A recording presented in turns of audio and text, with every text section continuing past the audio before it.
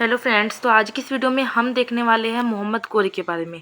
हमने medieval history start की थी, तो मैंने आपको इससे प्रीवियस वीडियो में महमूद गजनवी के बारे में पढ़ाया था। तो आज का हमारा जो टॉपिक है वो है मोहम्मद गोरी।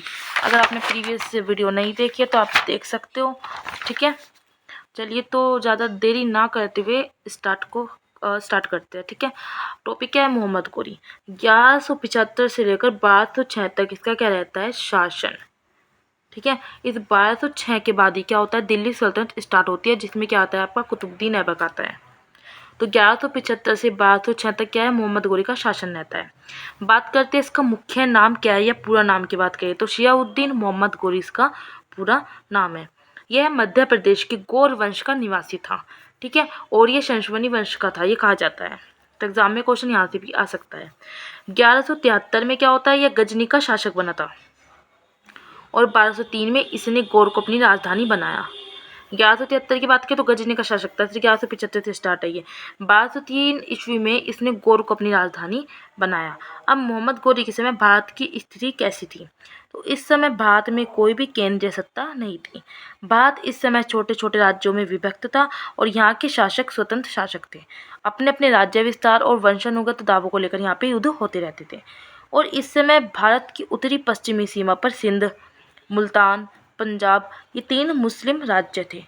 गुजरात में इस समय चालुक्य वंश का शासक था मूलराज द्वितीय, ये काफ़ी इंपॉर्टेंट है, ठीक है।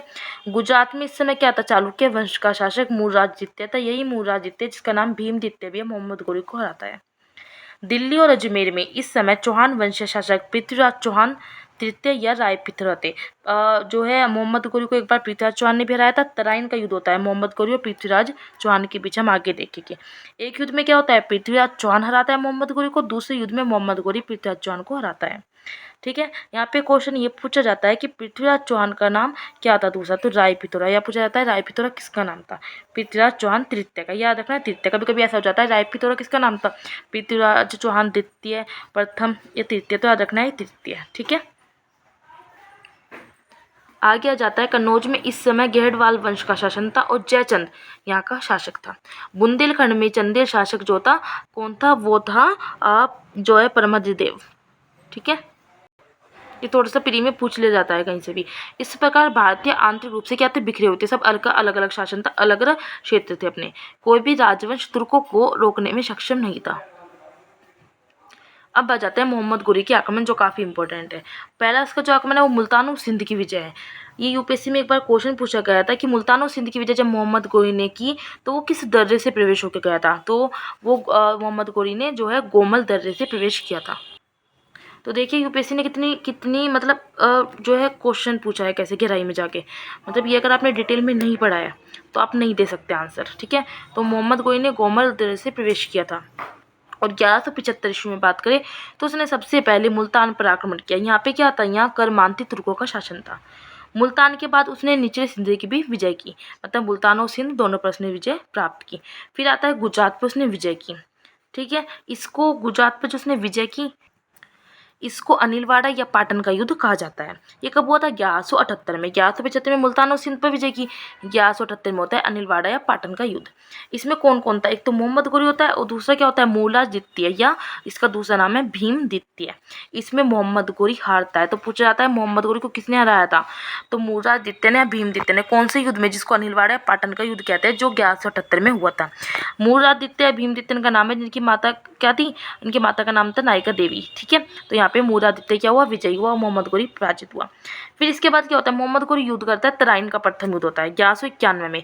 और कहाँ होता है तराइन का युद्ध, भटिंडा के समीप होता है। किसके बीच होता है, मोहम्मद गोरी और पृथ्वीराज चौहान के बीच, या पृथ्वीराज तृतीय।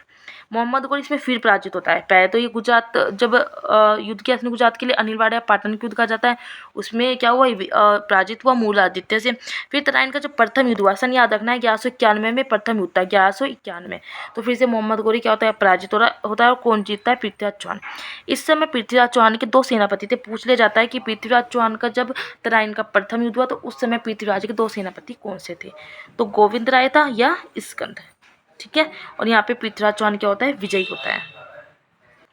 अब क्या होता है, मोहम्मद गोरी फिर से आता है बाद में, अगले साल ही दूसरा युद्ध होता है फिर से, तराइन का द्वितीय युद्ध कहते हैं, जिसको 1192 ईस्वी में सन जरूर पूछा जाता है तराइन के युद्ध का। तराइन के 2 युद्ध हुए थे, 1191 में और दूसरा 1192 में। एक में क्या हुआ था, प्रथम युद्ध में जो है पृथ्वीराज चौहान विजयी हुआ था, दूसरे युद्ध में पृथ्वीराज चौहान क्या होता है, हार जाता है, उसको मोहम्मद गोरी बंदी बना लेगा। देखिए कैसे, जो तराइन का द्वितीय युद्ध है वो मोहम्मद गोरी और पृथ्वीराज तृतीय के बीच में होता है। इस समय वो पृथ्वीराज के साथ क्या थे, उसके 2 सेनापति थे, गोविंद राय और स्कंद। इसमें मोहम्मद गोरी विजयी होता है। इस समय मोहम्मद गोरी के 3 दास इसके साथ होते हैं, कुतुबुद्दीन ऐबक, कुवाजा और एल्दोर। जब हम दिल्ली सल्तनत पढ़ेंगे तब हम इनको डिटेल में समझेंगे। और यहाँ पे क्या होता है, पृथ्वीराज तृतीय जो है या पृथ्वीराज चौहान पराजित होता है, ठीक है। उसका यहाँ पे एक सेनापति और था खांडे, ठीक है। और तो यहाँ पे ये पृथ्वीराज चौहान को बंदी बना के ले जाता है। और यहाँ पे जो पृथ्वीराज चौहान का एक स्टोरी है, मतलब कि उसका जो है चंद्रबरदाई होता है एक दोस्त, ठीक है ना, तो वो भी जाता है साथ में। और लास्ट में क्या होता है, पृथ्वीराज चौहान ही मोहम्मद गोरी को मार देता है। ये कहा जाता है कि पृथ्वीराज चौहान था वो, मतलब कोई भी उसे गीते कविता सुनाता था तो वो आँख पे पट्टी बांध कर भी सीधा निशाना लगा सकता था। तो इस तरह क्या होता है, लास्ट में पृथ्वीराज चौहान जो है मोहम्मद गोरी को मार देता है निशाना साध कर, ठीक है। तो यहाँ पे ये एक स्टार लगा के ये दिया गया है कि संयोग की तत्ती जो जयचंद की पुत्री थी, ठीक है, उनका नाम तिलोत्तमा भी था। कभी एग्जाम में पूछ लिया जाता है कि तिलोत्तमा किसका नाम था, तो जयचंद की पुत्री संयोगिता का नाम तिलोत्तमा भी था। अब आ जाता है चंद्रावर का युद्ध, जो 1104 में हुआ था कन्नौज के समीप। किसके बीच हुआ था, मोहम्मद गोरी और जयचंद के बीच। जयचंद क्या था, गढ़वाल का राजा था। तो इसमें जयचंद क्या होता है, हार जाता है और मोहम्मद गोरी विजयी होता है। कुछ इंपॉर्टेंट फैक्ट है यहाँ पे जो एग्जाम में पूछ ले जाते हैं। इस समय जो मोहम्मद गोरी के सरदार बख्तियार खिलजी ने नालंदा और विक्रमशिला विश्वविद्यालय के ऊपर आक्रमण करके उसको नष्ट किया था। पूछा जाता है, नालंदा और विक्रमशिला विश्वविद्यालय के ऊपर आक्रमण करके किसने नष्ट किया, तो सरदार बख्तियार खिलजी ने किया था, ठीक है। और नालंदा जो है गुप्त वंश के शासक यहाँ पे कौन थे, कुमारगुप्त थे। और नालंदा को 1202 में नष्ट हुआ था, ये याद रखना है, 1202 में नालंदा नष्ट हुआ था। और विक्रमशिला विश्वविद्यालय 1203 में नष्ट हुआ था। यहाँ किसकी स्थापना किसने की, पाल वंश के शासक धर्मपाल ने। और इनको नष्ट किसने किया, बख्तियार खिलजी ने। गोरी की, मोहम्मद गोरी के जो अंतिम अभियान था वो 1205 ईस्वी में झेलम और चिनाब नदी के बीच खोखरों पर था, सबसे जो अंतिम अभियान था, ठीक है। और जिसमें वे इसके बाद ये मर गया था। इसके बाद गोरी ने सिंधु नदी के किनारे दमयक नामक स्थान पर शिविर लगाया और यहीं पर 15 मार्च 1205 ईस्वी को किसी ने मोहम्मद गोरी की हत्या कर दी, ठीक है। पूछा जाता है किसी नदी के किनारे हत्या की थी, तो सिंधु नदी के किनारे दमयक नामक स्थान पर। ये इंपॉर्टेंट है, मैंने लिखा हुआ भी है इसलिए इंपॉर्टेंट जो भी है। आगे आ जाता है फिर, मोहम्मद गोरी ने हिंदू देवी देवता को, जैसे लक्ष्मी को, नंदी किसका है, शिव जी का होता है, बैल, ठीक है, उनकी आकृति के सिक्के चलाए थे। इन सिक्कों पर दूसरी तरफ देवनागरी में मोहम्मद बिन साम लिखा था। मोहम्मद गोरी को भारत में उत्तराधिकारी कुतुबुद्दीन ऐबक बना था। मोहम्मद गोरी का जो भारत में उत्तराधिकारी बना था वो कौन था, कुतुबुद्दीन ऐबक बना था। मोहम्मद गोरी के बाद यहीं से दिल्ली सल्तनत की शुरुआत होती है। यही कुतुबुद्दीन ऐबक जो है गुलाम वंश की स्थापना करता है, जिसको मामलुक वंश भी कहते हैं। ये हम नेक्स्ट वीडियो में देखेंगे, दिल्ली सल्तनत से स्टार्ट कर देंगे। कुतुबुद्दीन ऐबक इसका मतलब क्या होता है, नाम का पूछ लिया जाता है। इसका मतलब होता है चंद्रमा का देव था, ठीक है। तो यहाँ पे मोहम्मद गोरी क्या हो जाता है, खत्म हो जाता है। तो आपको क्या करना है, वीडियो को पॉज करना है, नोट्स बनाने हैं, नोट्स को रिवाइज करते रहना है, ठीक है।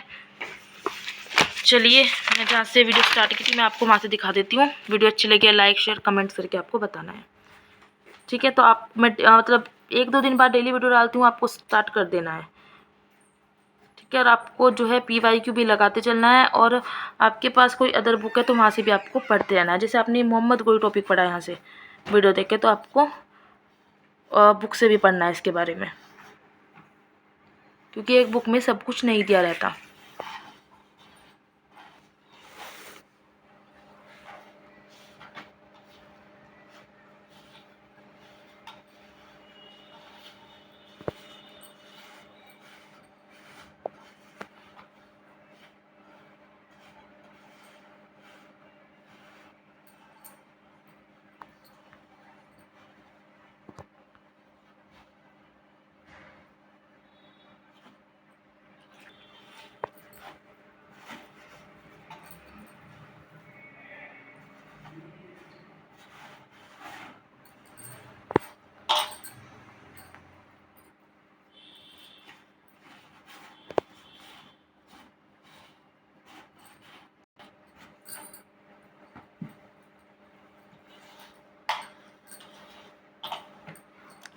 नेक्स्ट वीडियो में हम जो है दिल्ली सल्तनत के बारे में पढ़ना स्टार्ट कर देंगे, ठीक है।